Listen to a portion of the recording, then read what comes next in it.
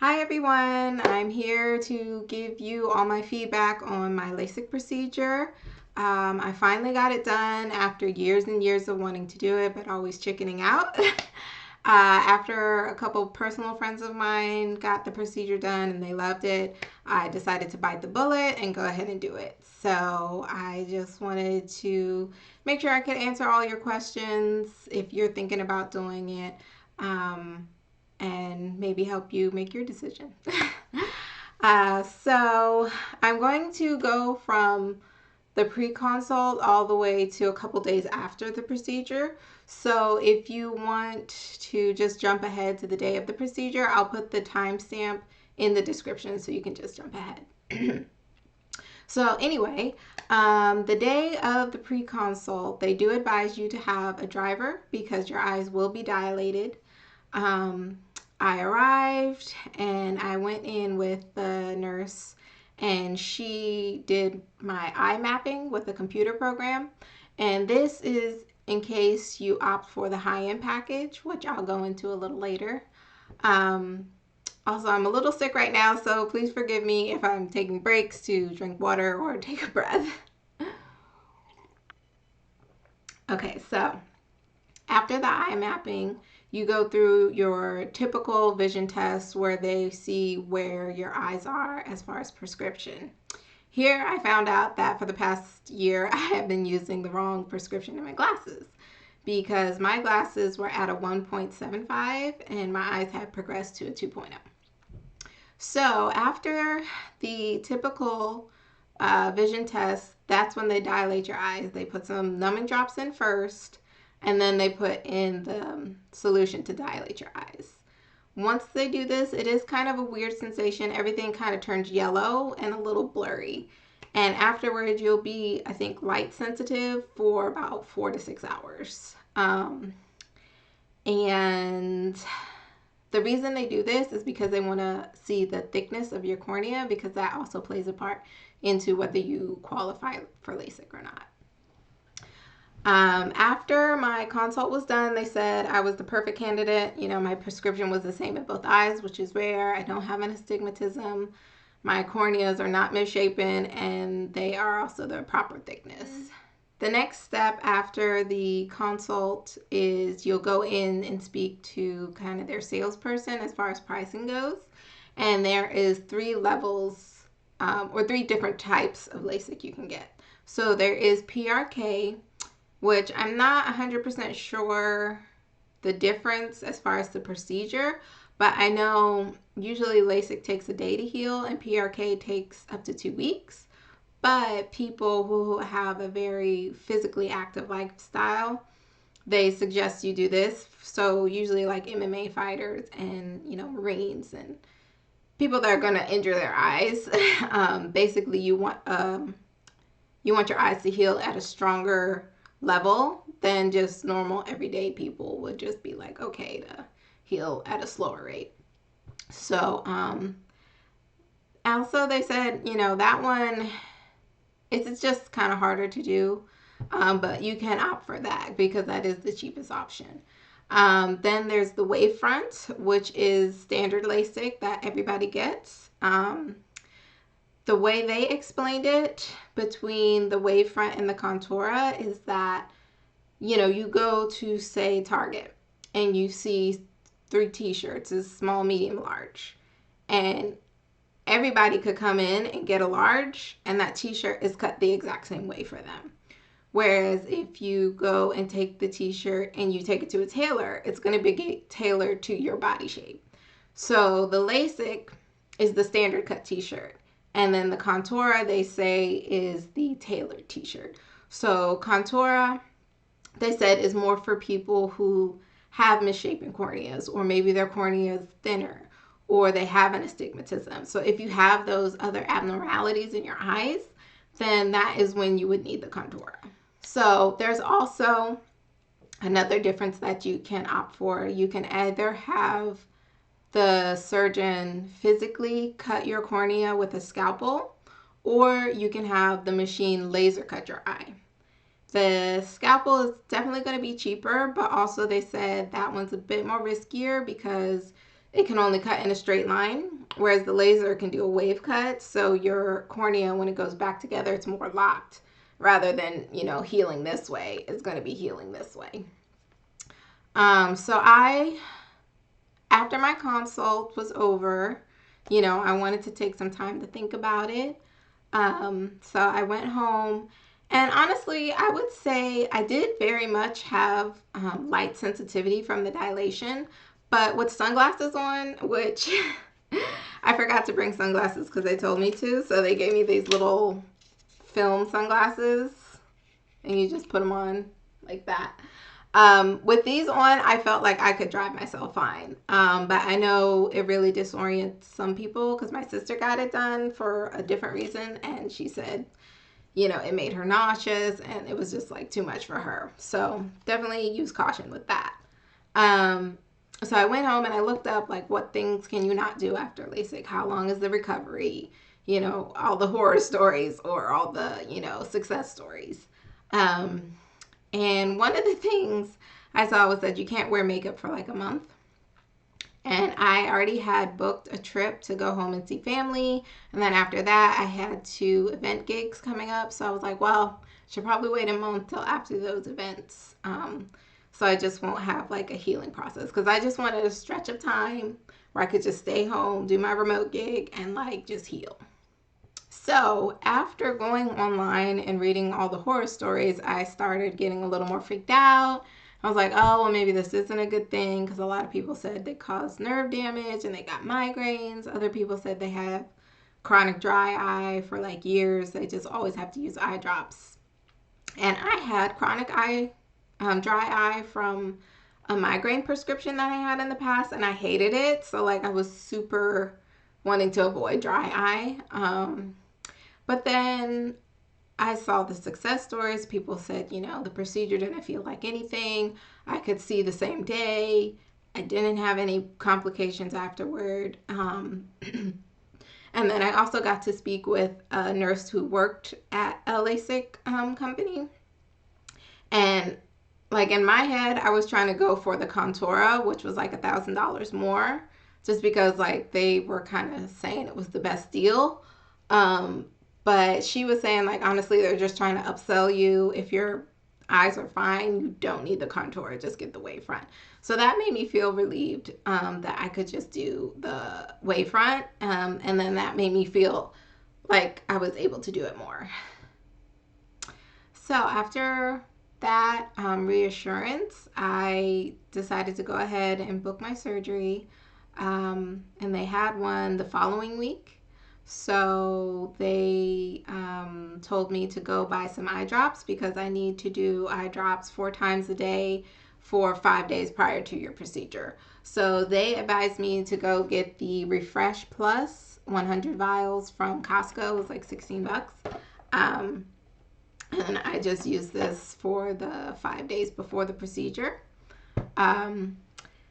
A lot of people were saying I was going to be there 3 to 4 hours. Even the nurse, when I called, she was like, oh, yeah, I expect to be here at least 2 hours. So day of the procedure, I arrived at like 11:15 and we left at 11:45. So it's not going to take that long. Unless possibly you have like an astigmatism or other things going on. It really was super quick. So I walked in, I filled out my paperwork, I did my payment.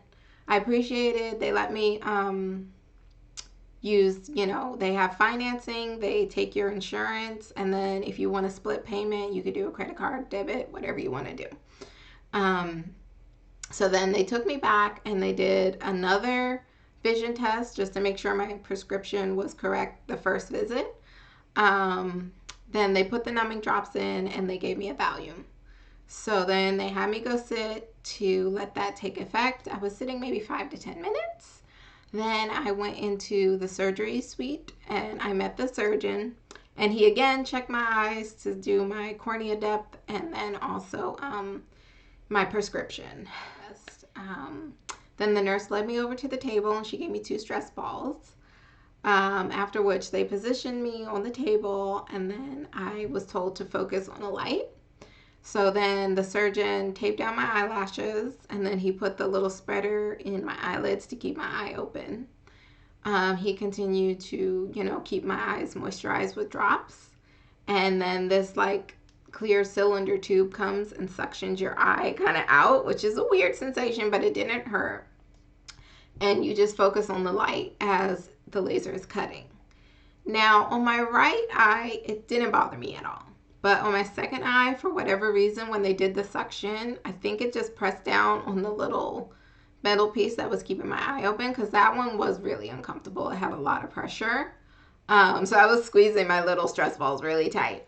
But it wasn't terrible in the sense that it's only 30 seconds per eye during the cut, and the surgeon's doing the countdown the whole time. So like as soon as it started hurting, he was like, 20 seconds left, 15 seconds left, 10 seconds left. So I was able to power through that.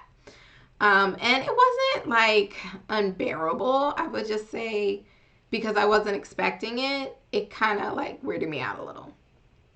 So then after that, the suction's gone. They take the little clamps out, and then they move you over. The bed moves to the second LASIK laser.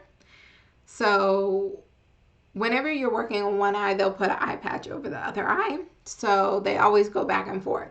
So then on this eye, you're supposed to focus on this green light. So he takes your eyelashes down a second time, and he puts the little metal spreader in. And then he uses some tool to open the flaps of your cornea that have just been cut. Now, again, on my right eye, I had such trouble, which was the opposite of the cut. But anyway, so like you're supposed to focus on the green light, and for some reason, whenever he would touch it, I would just like, my eyes would go all over the place. But as soon as he stopped touching it, I was able to focus on the light, was able to do the LASIK well. And then when he was putting the flap back, I could not focus my eye to save my life. And I felt bad because he was like, even the smallest movement looked like a big movement on the microscope. So please just try and focus on the green light. So it took a little longer on my right eye. But he got it done, and he said it went well. So then they put the little thing back on. They did my other eye. Totally fine. I focused on that light with no problem. He opened my flap, did the laser, closed the flap, and it was like 10 seconds, where the other one I would say was like 30. After that, he put some more drops in your eyes. He has you close your eyes. The bed moves away from the laser. The nurse took my stress balls. She helped me sit up. She helped me stand up. And then she walked me out back into the reception area. And, as soon as she walked me out, that was pretty much it. She scheduled me for my follow-up normally, which is the next day, but they didn't have any appointments. So I got my surgery done on Thursday, so they had me come back on Saturday. So they give you these little glasses that you're supposed to keep on for the entirety of the day of surgery. And then also you're supposed to sleep in these for a full week. This is just to make sure you don't touch your eyes. And then also when you're rolling over in bed, you don't like put any pressure on your eyes. So they also gave me these medicated drops, which I think contain steroids. And I'm supposed to use these 4 times a day for 1 week. So I have my surgery on Thursday. Next Thursday will be my last day of that. And then these I'm supposed to use every hour for an entire month. On the instructions, it says for 2 weeks, but she said, even though that's what it says, she always recommends 1 month just to get full, completely healed. And then they do give you they give you instructions of things not to do. So on here, no swimming or makeup for at least 1 week. Avoid getting water in your eyes, which I'm so extra. So before my surgery, I got these little eye shields that you kind of just stick on your head. And I use this when I'm in the shower, washing my hair. Then do not dab or touch your eyes for 2 weeks. Don't ever rub your eyes. And then it's suggested that you wear sunglasses when you're outside for at least 2 weeks. And I did notice an increase light sensitivity. And then they also, on the next page, give you this little calendar, which just helps you keep track of your eye drops. Like you have to do it 4 times a day, every couple hours. So that's not too bad. Then, so day of, you're supposed to keep your eyes closed for the entirety of the day. The office is about an hour away from where I live, and we had to stop and get gas. So I would say while my sister was filling up the car, I started to feel like itching in my eyes. And then on the drive home, the itching went to stinging, and the stinging went to burning. And it was uncomfortable, but it wasn't unbearable. It was kind of like, I don't know, I guess maybe if you burned your finger or something. And I would say by the time I got home, which was probably like an hour, 15 minutes from the procedure being done, the pain had already subsided. But as you leave, they give you a Tylenol PM because they want you to sleep for 4 hours. So I couldn't open my eyes because every time I opened my eyes, all these tears would fall out. So I had my sister walk me in the house, and she just walked me straight to my bed, and I slept till 5 o'clock. After I got up, it was still kind of hard to open my eyes. So I was still like, I would open my eyes and it would be enough to like walk to the chair, walk to the restroom, or go in the kitchen. But then I would want to close them again. So I kind of just sat on the couch and kept my eyes closed for the rest of the evening while my sister watched some TV and some movies. And I just listened and had her describe to me what was happening. And then, yeah, that night I went to bed, and then the next morning I woke up. Things were still a little blurry, but it wasn't terrible, like I could see. And then as the day progressed, my vision got clearer and clearer. So it kind of came in waves too. Like by that evening, it was pretty much clear, but as I was watching TV, like it would be clear, and then I would look away and I look back and it's even more clear. And that happened like several times throughout the day. Like it would just be like a whoosh of clarity. So then after that, the next day, Saturday, I came back for my follow-up, and they just did the standard vision test. They said I was at 20/20, and then they scheduled me to come back in for a 2-week follow-up. And then after that, it'll be a 6-month follow-up, and then it'll be a 1-year follow-up. So all I want to say is that I definitely feel like the procedure was worth it. I just wanted to put this video out there because, I was really discouraged pre-surgery by all the horror stories. But then I was also a little discouraged after the surgery by all the success stories. And I don't want you to be scared because of all these crazy stories you hear out there, which could happen. But I don't think it'll be as big as an issue as, people online make it out to be. But I also don't want you to go in, completely unaware of the discomfort that does come with it. Because, I had seen people say like, oh, I drove myself home that same evening and I was able to see 20/20. That didn't happen, and that was a little discouraging to me. But you just have to be patient with yourself. Because, hello, you had a laser cut in your eye. It's not just going to go back to normal within an hour or two. And they said it is normal for vision to go in and out, because I would say, it's Monday now, and every morning I wake up, my eyes are blurry when I wake up. But then as the day goes on, they get clearer. So my eyes are still just healing. I would say, that Friday, the day after, my eyesight, it was dark, like as in lighting, and it just kept getting brighter and brighter. And, it was clear, but it just had like these dark spots. And, I did have the discomfort during the procedure and the discomfort afterward. But, it's no worse than like going to the dentist or maybe having a bad headache. Like it wasn't terrible. And I definitely feel that the pros outweigh the cons.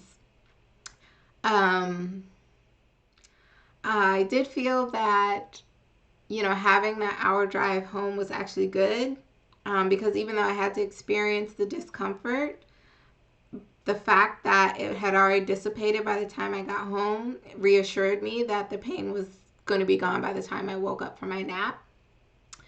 Um, and it wasn't like a daunting thing. I also want to say that so far I'm on day 3 or 4 and I haven't experienced any dry eye. I know that's not always the case, but it was something that I was really concerned with. So I'm really happy that I haven't experienced that. As far as my day to day life, I'll say it's kind of funny because I had bought a PS5 in 2021, and I was kind of disappointed that the graphics weren't that much better. And I kept telling my sister, like, oh, I think we need to get a new TV. It's not that clear. And she's like, oh, it's fine. And I was like, well, maybe we need a bigger one because, our couch is kind of positioned far away. Maybe that's the issue. And she was like, I'm pretty sure it's fine. But we still moved the couch forward and it still was just blurry to me. But, like I had said, my glasses were the wrong prescription and I didn't know that. So then now watching TV and playing games, I'm like, it's really clear. It's super, super clear. And she was like, yeah, I told you. So that was kind of funny.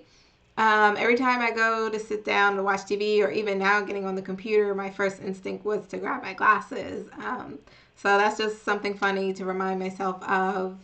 Um, and then, I do wear my sunglasses when I go out because I have that light sensitivity, but I take them off when I'm in the store. And when I was in the store the other day, I was telling my sister, like, oh, it just feels like my face is naked. Like, I don't have that on my face because I've been wearing glasses since I was 14. And then I will say I never realized how much I rub my eyes. So the sunglasses are really a big help for retraining myself on how not to touch my eyes. And then as far as sleeping with them, it's not an issue because I had already been training myself to sleep on my back because that's better for my migraines. But even sleeping on my side, they're not really uncomfortable. And then as a cheat to keep them on, I just slip them under my bonnet. So there's that. But as far as the whole procedure goes, I thought it was great. It wasn't a walk in the park, and there was more follow-up than I thought there would be, but I still feel like it was a good decision. And I hope that this video can answer your questions that maybe have been holding you back, or just making the decision on whether it's right for you or not. All right, thanks for listening to me, and I will see you online.